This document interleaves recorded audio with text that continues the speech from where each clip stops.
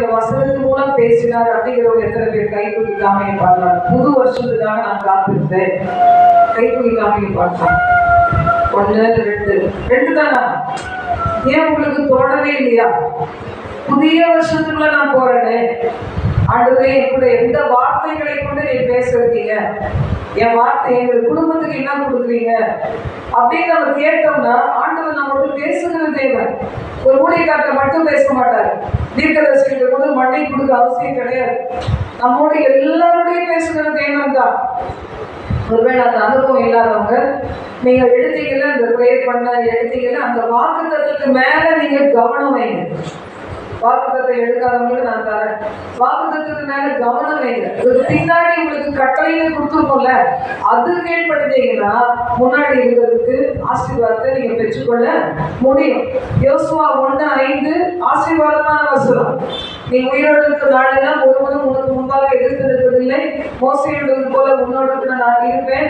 பலரோடு திடமனதாயிரு, நான் உன்னை விட்டு விலகுவதில்லை, உன்னை கைவிடவில்லை. ஆனா யோசுவா 1:9 வசனத்துல சொல்லுது, நீ இதுக்கு கீழ்படுத்தி நடந்தா. 9 தானே? யோசுவா 1:9 தானே? எடுக்கலையா நீங்க? நான் வாசிங்க 1:9 மட்டும் வாசிங்க.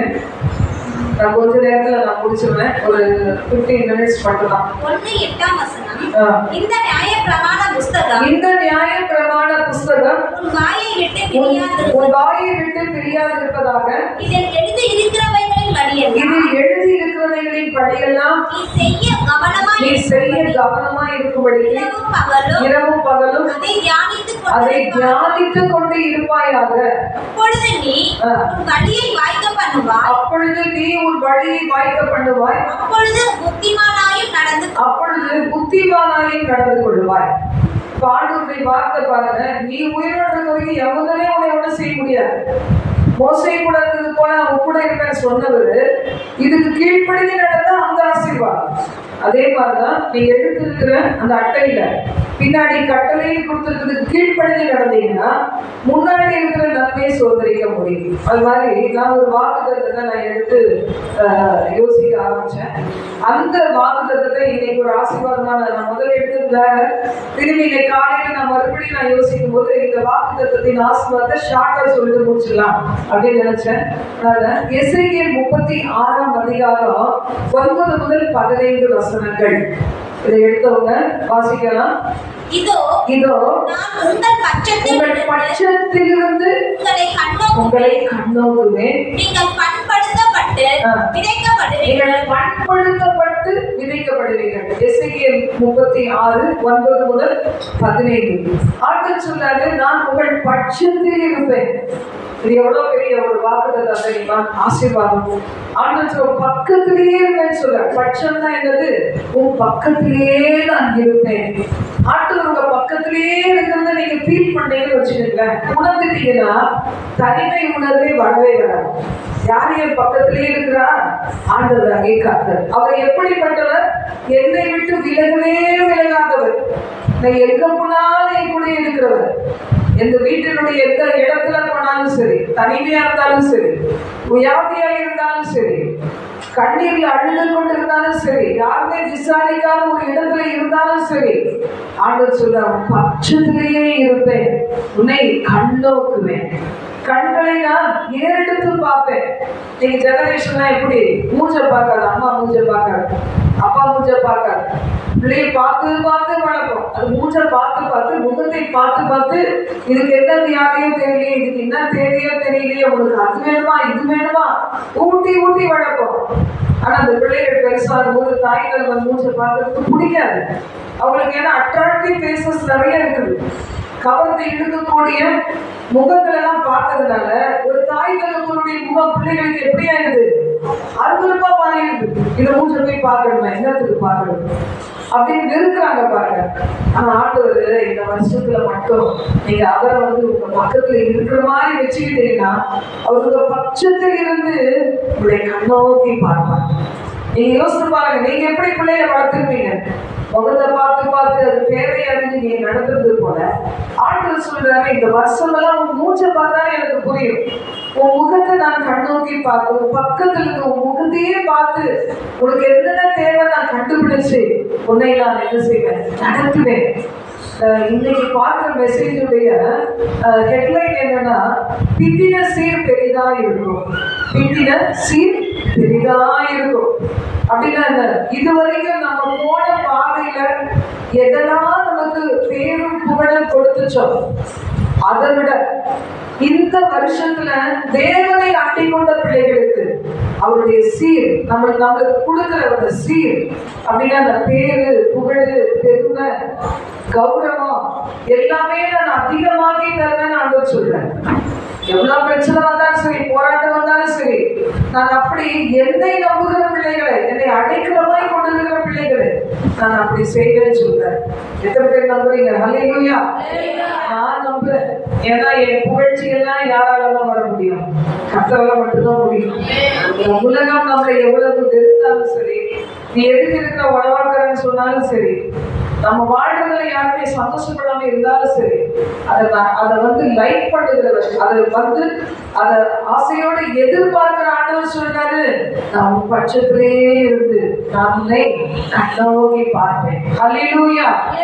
அவங்க நேசிக்கிற ஆட்களை உலகத்துல தேடுறோம் பாத்தீங்களா? யாராவது என்ன நேசிக்க மாட்டாங்களா? யாராவது அன்பு செலுத்த மாட்டாங்களா? யாராவது நான் இருக்கேன்னு சொல்ல மாட்டாங்களா? ஒருவேளை உன்னை தூக்கி போட வரைக்கும் நான் பார்த்துக்கிறேன்னு சொல்றதுக்கு யாராவது ஒருத்தர் இருக்கிறாங்களா? நீங்க கூட நினைக்கலாம். ஆனா ஆண்டவர் சொல்றாரு, அடுத்த நாளை குறிச்ச கவலை உங்களுக்கு இருக்குறியா? அல்லேலூயா. இதை காட்டிலும் மகிமையான காரியத்தை தான் ஆண்டவர் செய்வார். சொல்றார், பிந்தின சீர் பெரிதா இருக்கும்.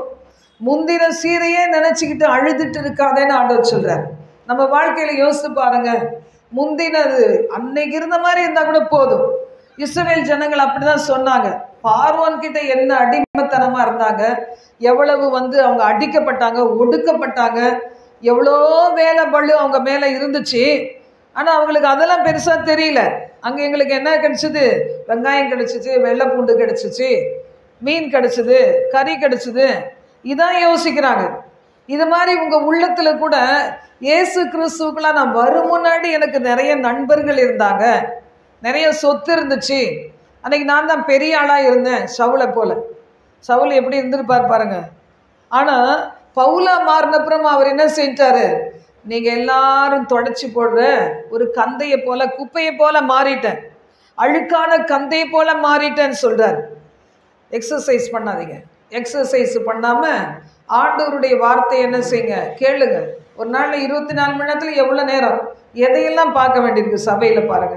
எப்படி அந்த ஆசீர்வாதம் கடந்து வர முடியும்? கர்த்தருடைய வார்த்தை சொல்லுது, நீங்கள் பண்படுத்தப்பட்டு விதைக்கப்படுவீர்கள். நீ கேட்கிற எல்லாருக்கும் கிடையாது. யார் கர்த்தரை நம்பி கர்த்தர் சமூகத்துல வார்த்தையை கொண்டு பேசும் ஆண்டவரே, வார்த்தை உயிர்ப்பிக்க முடியாத வார்த்தை உடைய பிள்ளைகள் நடுவில் நீங்க வீட்டில் இருக்கலாம். நீங்க பழகிற சூழ்நிலையெல்லாம் உங்களை உற்சாகப்படுத்த முடியாத சூழ்நிலையில இருக்கலாம். உயிர்ப்பிக்கும் தேவ வார்த்தை பிரசங்கிக்கும் போது கேட்டுக்கணும். செவி கொடுக்கிறவன் எவனோ, நீதிமொழிகள் 1ஆம் அதிகாரத்தில், எனக்கு செவி கொடுக்கிறவன் எவனோ அவன் என்ன செய்ய மாட்டான், ஆபத்துக்கு பயப்படாமல் அமைதியா இருப்பான். இனி வர காலம் எல்லாம் ரொம்ப ஈஸியான காலம் கிடையாது. இன்னைக்கு பரவி வருகிற கொள்ளை நோய்கள் ஈஸியானது கிடையாது. ஒரு நிமிஷத்துல உயிர் போகக்கூடிய கொள்ளை நோய்கள் பரவி கொண்டு இருக்கிற இந்த நாட்கள்ல எத்தனையோ பேர் வேலை இழந்துட்டாங்க. எவ்வளோ பேர் அவங்க வேலை செய்து கொண்டத நல்ல வேலைகளை விட்டு, நாடுகளை விட்டு வெளியேற்றப்பட்டுட்டாங்க. அப்ப இப்படி இருக்கிற இந்த கடைசி கொடிய காலத்துல ஆண்டவருடைய துணையை போல நமக்கு துணையே கிடையாது. அவர் வார்த்தையை போல நமக்கு ஆறுதல் கிடையவே கிடையாது. கர்த்தருடைய வார்த்தை சொல்லுகிறது, நீங்கள் என்ன செய்வீங்க? இந்த வருஷத்துல பிந்தின சீரை நீங்க அனுபவிப்பீங்க. 10ஆம் வசனத்தை வாசிக்கும் போது பாருங்க, அவாந்திர ஸ்தலங்கள் எல்லாம் கட்டப்படும், மனுஷர் யாவரையும் வர்த்திக்க பண்ணுவேன். இஸ்ரவேல் வம்சமாகிய மனுஷர் யாவரையும் நான் உங்கள் மேல், இஸ்ரவேல் வம்சமாகிய மனுஷர் யாவரையும் வர்த்திக்க செய்வேன். பட்டணங்கள் குடியேற்றப்படும், அவாந்திர ஸ்தலங்கள் கட்டப்படும். ஆண்டவர் நம்ம மேல நிறைய பிளெஸிங் வைக்கிறார். நம்மளை சூழ இருக்கிற ஜனங்கள் ஒடுக்க நினைக்கும் போது அவர்களுக்கு மேல நம்மளை அதிகாரியை வைக்கிற தேவன். ஒரு மனுஷனுக்கு ஆதாமுக்கும் ஏவாளுக்கும் என்னெல்லாம் தேவையோ அத்தனையும் படைச்சி எல்லாத்தையும் நீ ஆண்டு கொள்ளுன்னு சொன்னாரு. அவங்க ஆண்டு கொள்ளாம அடிமைப்பட்டுட்டாங்க. ஏன் அடிமைப்பட்டாங்க? அந்த பிசாசு சொன்ன வார்த்தையை, சர்ப்பம் சொன்ன வார்த்தையை கேட்டதுனால அவங்களுக்கு கொடுத்த எல்லா நன்மைகளையும் இழந்து போயிட்டாங்க. இன்னைக்கு நிறைய பேர் அந்த மாதிரி தான் பாருங்க. எல்லாத்தையும் ஆளுகை செய், உனக்கு அதிகாரம் இருக்குது, இயற்கையின் மீது உனக்கு அதிகாரம் இருக்குது, பொருளாதாரத்துல நல்லா வரணும்னு அதிகாரம் இருக்குது, உன் பிள்ளைகள் மேல உன் வார்த்தையை நீ பேசு. அவங்க அடிச்சா கூட சரி, அவங்க அவமானப்படுத்தினாலும் சரி, நிந்திச்சாலும் சரி, ஒரு நாள் நான் கண்ணை மூடிடுவேன், பரலோகத்துக்கு போவேன். ஆனா என் பிள்ளைகள், என் சந்ததி நீதிமான சந்ததியா இருக்கணும். அதுதான் நமக்குடைய ஆசையா இருக்கணும். அவங்க நம்மளை, அதாவது இயேசு கிறிஸ்துவ அவரை என்ன செய்தாங்க, அடிச்சு உடம்ப கிழிச்சு எடுத்து அவரை அவ்வளவு தூரம், அவர் அவ்வளவு அளவுக்கு அவரை புண்படுத்தி சிலுவையில் அறையும் போது கூட இயேசு என்னதான் செய்தாரு? நமக்காக தான் பரிந்து பேசினார். அது மாதிரி நம்ம யோசித்து பார்க்கணும். நம்முடைய பிள்ளைகளுக்கு நம்ம அருமை தெரியல, நம்மோடு ஆண்டவர் இருக்கிறது தெரியல, அதனால பேசுறாங்க, அதனால அலட்சியம் பண்றாங்க. ஒருவேளை உங்க குடும்பத்தினர்ல நீங்க ஆண்டவருக்குள்ள இருக்கிறதுனால தான் எல்லா பிரச்சனையும் சொல்லலாம். ஆனா ஆண்டவருடைய வார்த்தை சொல்லுது, என்ன சொல்லுது? உன்னுடைய அவாந்தரங்கள், அவாந்தர வெளி, அது எல்லாம் என்ன செய்யும்? கட்டப்படும், குடியேற்றி வைக்கப்படும். உன்னுடைய வறண்ட நிலைமைகள் மாறும். 2-3 நாளைக்கு முன்னாடி நான் மெசேஜ் போட்டிருந்தேன், வறட்சி தனிய நம்ம என்ன செய்ய வேண்டும். இது பிராக்டிக்கல் வாழ்க்கையில நான் தேவனால் கற்றுக்கொண்ட காரியம்தான். அதெல்லாம் நீங்க யூடியூப்ல போய் பாருங்க, நம்முடைய ஊழியத்துல என்ன நடக்குதுன்னு போய் பாருங்க. ஒவ்வொரு நாளும் தேவ செய்தி கொடுக்குறேன். உங்களுடைய வறட்சி என்னதுன்னு கண்டுபிடிச்சிங்கன்னா இந்த வருஷத்துல அந்த வறட்சியை மாற்றுவதற்கான வழியை ஆண்டவர் உங்களுக்கு காண்பிப்பார். ஒரு சிலருக்கு ஆவிக்குரிய வறட்சி இருக்கிறதுனால தான் குடும்பத்துல குடும்ப ஜெபம் கிடையாது, தனி ஜெபம் கிடையாது, சர்ச்சுக்கு வர்றது கிடையாது, வேத வாசிப்பு கிடையாது, ஊழியத்துல வாஞ்சை தாகம் கிடையவே கிடையாது. அப்ப அந்த வறட்சியை கண்டுபிடிச்சு, எப்படி அந்த அக்சால் வறட்சியை கண்டுபிடிச்சா, எனக்கு ஒரு வறண்ட நிலத்தை தந்தீர். அப்பா கிட்ட சொல்றா, எனக்கு நீர் பாய்ச்சலான தோட்டத்தை தர வேண்டும். அவங்க அப்பா மனம் குளிர்ந்து அவன் என்ன செய்தான், மேற்புறத்திலும் கீழ்ப்புறத்திலும் நல்ல ஆசீர்வாதமான வயல் நிலங்களை கொடுத்தான். இதெல்லாம் நம்ம யூடியூப்ல மெசேஜ் இருக்குது, போய் பாருங்க. அப்போ உங்க வாழ்க்கை ஒவ்வொரு நாளும் கட்டி எழுப்பப்பட முடியும். ஆண்டவருடைய வார்த்தை சொல்லுது, உன்னுடைய வாழ்க்கையில நான் என்ன செய்கிறேன், என்ன செய்யறாரு ஆண்டவனை விளங்கிக்காத முடியாம நம்ம போயிருந்திருக்கலாம். கர்த்தருடைய வார்த்தை 11ஆம் வசனத்தை வாசிங்க. உங்கள் மேல் மனுஷரையும் மிருக ஜீவன்களையும் பெருகி பலுகும்படி வர்த்திக்க பண்ணுவேன்.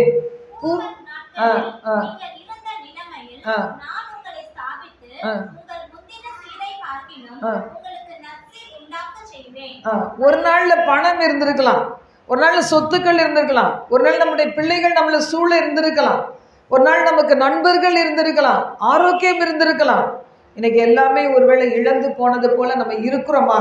ஆண்டவர் சொல்றார், நீ அந்த நாளை நினைச்சு இன்னைக்கு கண்ணீர் வடிச்சிட்டு இருக்கிற, அந்த நாளை விட மேலான நற்சீரை நான் கொடுப்பேன், பிந்தின நற்சீரை நான் கொடுப்பேன். எதையெல்லாம் நினைச்சு, அன்னைக்கு எங்க வீடு இப்படி இருந்துச்சு, அன்னைக்கு இந்த ஆசீர்வாதங்கள் இப்படி இருந்துச்சு, அன்னைக்கு எனக்கு சாதகமான பிள்ளைகள் எனக்கு இருந்தாங்களே அப்படின்னு நீங்க நினைச்சு நீங்க வேதனைப்பட்டுட்டு இருக்கிறீங்களோ, கண்ணீர் வடிக்கிறீங்களோ, சில நேரத்தில் நம்மளால மறக்க முடியாது, சில காரியங்களை மறக்கவே முடியாது. அவங்களா இப்படியெல்லாம் மாறிட்டாங்க, அவங்களா இப்படியெல்லாம் நம்மளை பேசுறாங்க, ஒரு நாள் தேவதூதனை போல நீ இருக்கிறன்னு சொன்னவங்களா இப்படி பேசுறாங்க. அதெல்லாம் நீங்க யோசித்து பார்த்தீங்கன்னா ஆண்டவர் சொல்றார், அதை விட மேலா நான் இந்த வருஷத்துல நான் உன்னை என்ன செய்வேன், பிந்தின நற்சீரை நான் உண்டாக்குவேன், நல்ல உனக்கு ஒரு புகழை உண்டாக்குவேன், பேரை உண்டாக்குவேன், உன் தேசம் கட்டப்படும், உன் வாழ்க்கை கட்டப்படும். நம்ம இன்னைக்கு அழுது அழுது என்னத்தை சாதிக்க போறோம் பாருங்க. நான் போன சில நாடுகள்ல சில பாரம்பரியங்களை, சில மனிதர்களை, அவருடைய பழக்க வழக்கங்களை பார்க்கும்போது நான் கண்ணீர் சிந்தி அந்த நாடுகளில் இருந்து அழுது ஜெபம் பண்ணிட்டு இங்கே வந்தேன். ஆண்டவருக்கு சொன்னேன், ஆண்டவரே இந்த பாரம் என்னை விட்டு நீங்க கூடாதுன்னா நீங்க கூடாது, நான் இந்தியாவுக்கு வந்த பிறகு கூட அந்த பாரம் இருக்கணும். இந்த பாரத்தோட இந்த நாடுகளுக்காக ஜெபம் பண்ணணும், இந்த பாரத்தோடு அங்கே இருக்கிற வாலிப பிள்ளைகளுக்காக நான் ஜெபம் பண்ணணும், சீரழிந்து கிடக்கிற சபைகளுக்காக ஜெபம் பண்ணணும், கிறிஸ்தவ பிள்ளைகளுடைய வாழ்க்கைக்கு ஜெபம் பண்ணணும். இந்த பாரம் என்னை விட்டு நீங்க கூடாதுன்னா அது இருக்கட்டும். எந்த பாரம் என்னை விட்டு நீங்கணுமோ அதை மட்டும் நீக்குங்க. எந்த நினைவு என்னை விட்டு நீங்கணுமோ அது மட்டும் என்னை விட்டு நீங்கட்டும். எது நீங்க கூடாதோ அது அப்படியே பதிய வைங்க ஆண்டவரே. ஒவ்வொரு நாளும் நான் ஜெபம் பண்ணும்போது பார்த்தீங்கன்னா கண்ணீர் இல்லாத ஜெபமே எனக்கு வர்றதே கிடையாது. இன்னைக்கு இந்த சபையை பார்க்கும்போது கூட என் இருதயம் அழுவுது. எவ்வளவு காலங்கள் வந்து எப்படியோ இருக்க வேண்டியவங்களாம் இன்னைக்கு இப்படி இருக்கிறாங்களே. என்னதான் ஆண்டவர் பேசினாலும் கடின உள்ளத்தோட இருக்கிறதுனால அவருடைய வாழ்க்கையின் ஆசீர்வாதங்கள் எல்லாம் கர்த்தர் கொடுக்க நினைச்ச ஆசீர்வாதங்கள் கூட பெற்றுக்கொள்ளாம இருக்காங்களே நினைக்கும் போது உண்மையிலே எனக்கு அவ்வளவு அழுக வருது. அவ்வளவு வாலி பிள்ளைகளை நினைக்கும் போது ஒவ்வொருத்தரையும் பார்க்கும்போது முன்னாடி எரிச்சல் வரும், என்னடா இப்படி பண்றாங்கன்னு. இப்போ உங்க ஆத்துமாக்களை கெடுத்து கொண்டு இருக்க அந்த பிசாசு பிடியில நீங்க ஒரு சிலர் இருக்கிறத பார்க்கும்போது எனக்கு வருத்தமா இருக்குது. வாலிய பிள்ளைகளெல்லாம் நம்ம சொல் பேச்சு கேட்டிருந்தா இன்னைக்கு எப்படியா பிரகாசிச்சிருக்கோம், எவ்வளவு நல்ல எதிர்காலங்களை வந்து அதை சந்திச்சிருக்கோம். ஒரு மகள் அப்படிதான். எங்க பிள்ளைங்கள்லாம் சின்ன பிள்ளைங்களா இருக்கும்போது என் கூட பழக்கமான ஒரு மகள், அவளை ஆண்டவர்களை நடத்தினேன். அப்புறம் பல வருஷங்கள் காணாம போயிட்டார். மறுபடி இப்போ வந்து அவள் சாட்சி சொல்றா, ஐயோ நான் அன்னைக்கு நீங்க சொன்னபடியே நான் கர்த்தருக்குள்ள இருந்திருந்தா எவ்வளோ துன்பங்களை நான் அனுபவிக்காம இருந்திருப்பேன். ஆண்டவரை மறுதளிச்சேன், ஆலோசனைகளை விட்டுவிட்டேன், இன்னைக்கு நான் இத்தனை கண்ணீர்ல வாழ்ந்து கொண்டு இருக்கிறேன்னு சொல்லிட்டு இன்னைக்கு மறுபடியும் நம்முடைய ஊழியர்களை வந்து கலந்து கொள்கிறாங்க. யோசிச்சு பாருங்க, இன்னைக்கு சிரிச்சுக்கிட்டு பல்ல காமிச்சிட்டு அதை நெக்லெக்ட் பண்ணிக்கிட்டு இந்த வார்த்தைகள் எனக்கு இல்லைன்னு உட்கார்ந்துருக்க உங்களுக்கு தான் ஆண்டவர் பேசுறார். உங்களுடைய பிந்தின நற்சீர் பெரிதா இருக்கணும்னா முந்தின நற்சீர், நீங்க எதையெல்லாம் விட்டுட்டு இழந்துட்டேன் இவங்க அன்பு இவங்க பாசம் என்ன போனா என்ன, ஆண்டவர் சொல்ல நான் உன் பட்சத்துல இருப்பேன். சில நேரங்களில் நீங்க விரும்பி ஒரு இடத்துக்கு போவீங்க பாருங்க, இவங்கெல்லாம் எங்க சொந்தம் நினைச்சிட்டு போவீங்க. அந்த இடத்துல நீங்க விரும்பப்படாத ஒரு கந்தையை போல நடத்தப்படும் போது ஒன்று நினைச்சுக்கணும், என்னைய தேவன் வைக்கிறது இந்த இடம் கிடையாது. தன் கூட்டை விட்டு அலைகிற ஒரு குருவி எப்படி இருக்கிறதோ தன் சாணத்தை விட்டு அலைகிற மனுஷனும் அப்படிதான் இருப்பான்னு வேதம் சொல்லுது. எங்க இருக்க வேண்டிய இடத்துல இருந்தாதான் மதிப்பு. ஒரு குருவிக்கு கூடுதான் மதிப்பு. நான் இப்போ பாருங்க, அந்த இடத்தை விட்டு ஒரு குருவி அந்த அரவணைப்பை விட்டு என்னைக்கு பறந்து போகுதோ, ஒரு தாய் தகப்பனுடைய அட்வைஸை விட்டு, தாய் தகப்பனுடைய அன்பை விட்டு, பாசத்தை விட்டு, அவளை மனதார்ந்த ஆசீர்வாதத்தை விட்டு ஒரு ஆத்மா ஒரு குடும்பத்தில் உள்ள ஒரு நபர் வெளியே போறாங்களோ அப்பவே முடிஞ்சு போச்சு. அந்த ஆசீர்வாதத்தை இழந்துட்டாங்கன்னு அர்த்தம் பாருங்க. சில பேர் கல்றையில வந்து நன்றி செலுத்துவாங்க அம்மாவுக்கு, செத்து போன அப்புறம் அம்மாவுக்கு அப்பாவுக்கு. அதுல என்ன பிரயோஜனம் இருக்கு? உயிரோடு இருக்கிற ஒரு தாய் மகிழத்தக்கதா ஒரு பிள்ளை நடக்குதா, ஒரு தகப்பன் மகிழத்தக்கதா ஒரு பிள்ளை நடக்குதா, அதுதான் ஆசீர்வாதம். மனதார ரெண்டு கையை வச்சு ஒரு தாய் தகப்பன் ஆவிக்குரிய வாழ்க்கையில் இருக்கவங்க கை வச்சு ஜெபிச்சாங்கன்னா அந்த கை எப்படி இருக்கக்கூடாது? குற்றம் இல்லாத கையா இருக்கணும், அனுதினம் கழுவப்படுற கையா இருக்கணும். ஆண்டவர் கரத்துல உயர்த்தி கொடுத்து, இந்த கரத்தால நான் செய்யாத பாவம் இல்லை, இந்த விரலால செய்யாத பாவம் இல்லை, என் கரத்தையும் விரலையும் நான் இன்னைக்கு ஆண்டவரை ஒப்பு கொடுக்குறேன், இரத்தத்தால கழுவிருங்க, என்னை அபிஷேகத்தினால் நிரப்புங்கன்னு ஒப்பு கொடுக்கும் போது, இப்படி ஒப்பு கொடுத்த ஒவ்வொரு தாய்க்கு மேலேயும் தகப்பன் மேலேயும் கரங்கள்ல அவ்வளவு ஆசீர்வாதங்கள் இருக்கும். ஆனா அந்த கரங்களால அரவணைச்சு ஒரு பேரன் பேத்திகளை அவங்கள பிளஸ் பண்றதுக்கு முடியாத அளவுக்கு தடை போடுறாங்கன்னா தப்பு நம்ம மேல கிடையாது, அவங்க இழந்து போறாங்க. ஆண்டவருடைய வார்த்தை சொல்லுது, எதையெல்லாம் ஒரு நாள் நான் இப்படியெல்லாம் நான் போற்றப்பட்ட காலங்கள் இருந்துச்சே, இன்னைக்கு என் நிலைமை இப்படி ஆயிடுச்சு நீங்க நினைக்கிறீங்களா? ஆண்டவருடைய வார்த்தை சொல்லுது, உன் பட்சத்துல இருந்து நான் உன்னை கண்ணோக்குவேன். பிந்தின சீர் பெரிதா இருக்கும். வாழ்க்கைப்பட்டவனுடைய பிள்ளைகளை விட அநாத சிறைக்கு அநேக பிள்ளைகள் உண்டு. உங்க பிள்ளைகள் மதிக்காட்டா போறாங்க, கத்தர் பாத்துல வச்சுட்டு அதே ஸ்டேஜில் இருக்க பிள்ளைகள் இன்னைக்கு எப்படிலாம் வாழ்றாங்க. என்ன சொன்னா கேட்கல, நீங்க கவலைப்படுறீங்க. என் பிள்ளைகள், என் குடும்பம் என்னை மதிக்க மாட்டேங்க, உங்களுடைய கணவன் உங்களை ஏற்றுக்கொள்ளல, உங்க மனைவி உங்களுடைய ஆலோசனைகளை கேட்கல, உங்க குடும்பம் உங்களை நிராகரிக்குது, ஒரு சபை நிராகரிக்குது, சில சபைகள் கூட நிராகரிக்கும். தப்பு செஞ்சா கண்டிக்கிறது வேற. நான் என்ன நினைக்கிறேன்னா, கீழ்ப்படியாம ஒரு சபைக்கு வந்து ஒரு சிலர் வந்து நான் சொல்ற வார்த்தைகளை கூட கவனிக்க மாட்டாங்க. அவங்களுக்கு என்னன்னா, இவங்க கிட்ட என்ன இருக்கு, இவங்கெல்லாம் ஒரு ஊழியக்காரங்களா, நான் எவ்வளோ மேலானவன் அப்படி நினைக்கிறவங்க பாருங்க, தலையில துணி போட மாட்டாங்க, பைபிளை எடுக்க மாட்டாங்க, கவனிக்க மாட்டாங்க, சொல்றதை கேட்க மாட்டாங்க. அவங்கெல்லாம் வராமல் இருக்கிறது நல்லது. நான் சொல்றேன், என் மனம் வலிக்கும் போது அப்படிப்பட்டவங்க எப்படி நல்லா இருக்க முடியும்? நினைச்சு பாருங்க. அரவணைச்சி உங்களுக்காகன்னு சொல்லி இந்த இடத்துல வந்து தனிமையில உட்கார்ந்து இருக்கிற என்ன, இங்க வந்து எவ்வளவு கிரையம் செலுத்தி உட்கார்ந்து இருக்கிற ஒருத்தரை உங்களால மதிக்க முடியலன்னா உங்களுக்கு யாரு பிடிக்கிறாங்களோ அங்க போங்க. உங்களை அரவணைச்சிக்கிறவங்கன்னு நினைக்கிறீங்க பார்த்தீங்களா, அங்கே போயிடுங்க, நல்லது. அதில் தான் நான் சொல்கிறேன், இங்கே இருந்துக்கிட்டு நீங்கள் நொந்து வேதனையாக இருக்கிறத விட உங்களுக்கு யார் ரொம்ப பிடிச்சிருக்கிறாங்க, நல்ல பிரசங்கம், நல்லா ஆசீர்வதிக்கிறாங்க, நல்லா என்னைய அரவணைச்சிக்கிறாங்க, நினைக்கிற இடத்துக்கு போங்கன்னு அதான் சொல்கிறது. இல்லைன்னா நான் வேறு எதுவும் சொல்கிறது இல்லை. ஒவ்வொரு ஆத்துமாவுக்காகவும் இவங்க ஞானஸ்தானம் எடுக்கணும், இவங்க பரிசுத்தம் அடையணும், இவங்க பிள்ளைங்க சர்ச்சுக்கு வர மாட்டேங்கிறாங்க, சர்ச்சுக்கு வரணும், இவங்க குடும்பத்தின் வறுமை மாறணும். உங்கள் நெஞ்சை தொட்டு பார்த்தீங்கன்னா தெரியும் எத்தனை பேரை நான் அந்த மாதிரி நடு ரோட்டில் வச்சு ஜெபம் பண்ணி ஆசீர்வதிச்சிருக்கேன். அதுக்கப்புறம் உங்கள் வாழ்க்கை மாறிச்சு. ஆனால் அதுக்கு என்ன இல்லை, ஆயத்தம் இல்லை. கத்துட்டு மன்னிப்பு கேளுங்க, இந்த வருஷத்தில் மன்னிப்பு கேளுங்க, இல்லை விட்டு விலகிருங்க, அதான் நல்லது. நம்ம அந்த இடத்துல இருக்கிறத விட வேற இடத்துக்கு போகிறது ரொம்ப நல்லது. ஆண்டவருடைய வார்த்தை பாருங்க சொல்லுது, பிந்தின நற்சீர் எப்படி இருக்கும், முந்தின நற்சீர்னு ஒன்று இருந்தால் தான் அதை விட மேலாக நம்ம ஆசீர்வதிக்கப்பட முடியும். யோபு சொல்றாரு, அந்த நாள்ல இருந்து செல்வச்சீர் எனக்கு இன்னைக்கு இருந்தால் எவ்வளோ நல்லா இருக்கும். அன்னைக்கு என்னெல்லாம் இருந்தாங்க, அந்த அதிகாரம் ரொம்ப எனக்கு பிடிக்கும். 23 அதை எடுத்து பாருங்க. என் பிள்ளைகள் என் பந்தய சுற்றிலும் ஒலிவ மர கன்றுகளை போல இருந்தாங்க, என்னுடைய நண்பர்களாலாம் இருந்தாங்க. நான் ரோட்டில் போகும்போது யாரும் எனக்கு எதிராக பேசவே மாட்டாங்க. நீங்கள் கூட சில பேர் சொல்லுவீங்கள்ல, அன்னைக்கு என்ன மாதிரி எனக்கு மரியாதை இருந்துச்சு. எத்தனை பேர் என்னை பார்த்தா வாயை பொத்தி நிற்பாங்க. நான் போனப்புறம் பின்னாடி வேணால் பேசுவாங்க, என்னை எதையாவது பேசி என் மனசை உடைக்கவே மாட்டாங்க. அப்படிலாம் இருந்தேனே, என் பாதங்களை நெய்யால் கழுவினேனே. அன்னைக்கு இருந்த நற்சீர் இன்னைக்கு இருந்தா எப்படி இருக்கும்? இன்னைக்கு எம்டியாக இருக்கிறேன், தனிமையாக இருக்கிறேன், ஒரு ஒரு ஒரு குருவியை போல நான் என்ன செய்கிறேன், மீந்து இருக்கிறேன், வனாந்திரத்து நாரையை போல இருக்கிறேன். இப்படிலாம் நீங்க நினைக்கலாம். ஆனா எதுலேருந்து நீங்க தள்ளப்பட்டீங்களோ ஆண்டவர் சொல்றார், அந்த நிலைமையில இல்லை, அதை விட மேலான நிலைமையில உங்களை நான் ஆசீர்வதிப்பேன்.